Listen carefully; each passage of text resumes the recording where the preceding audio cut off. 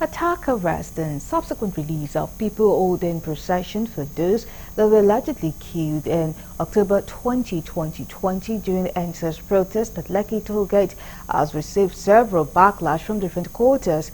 Police coping on peaceful Nigerian is believed to be a flagrant infringement of the rights for free association. Galaxy News correspondent Lebby Joseph has more in this report. Notable activists across the country gathered to honor their colleagues who died during the NSAS protests. And just like what happened last year during the 3rd anniversary, police pounced on them and many of them were arrested. We were running towards the end, we saw them. Then we saw the armor tank was coming from the upper side of the streets. So I raised my hand up at that moment, because I was not willing to evade arrest. And upon getting to us, they said I should get into their vehicle. They were dragging me on the floor. 3 armed policemen pounced on me. They were beating me and they hit me on the leg with the bottom of their gun. They hit me 3 times. And they were asking me to move into the vehicle.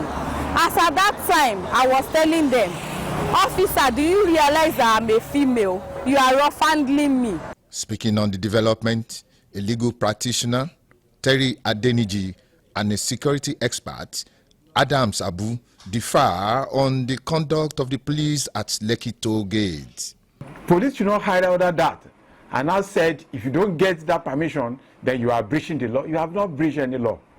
Because the same constitution, either section 37 or 38, provide for the right to assembly, right to association.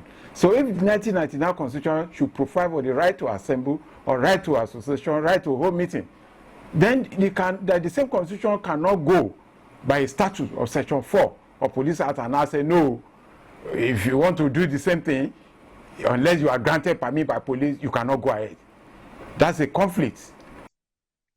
What happened, I don't think is something that is unusual for us in this part of the world. We have seen such situations in the past. And I think, first and foremost, the police have always said that if you are going to be protests, get us notified. And that is to enable them to prepare for an unlikely event where the protest might become violence and things like that. Most of the agitations of these activists are genuine and sacrosanct to the survival of ordinary Nigerians, which the concerned authorities are supposed to look into and make amendments. For security practitioners, it's a very, very difficult task of balancing human rights. In practice, it's a difficult task. Let nobody deceive you. Because if you are looking at what the citizens' human rights are, vis-a-vis the fear of the human rights, if it is allowed absolute, can create a major security challenge for the country. In fact, I heard in the news last week that the people arrested for the last month protest, Head-back government, about 100 or so, or 70, they are going to arraign them in court. I'm using this video to call on Nigeria Bar Association to come to the rescue of this oppressive Nigeria.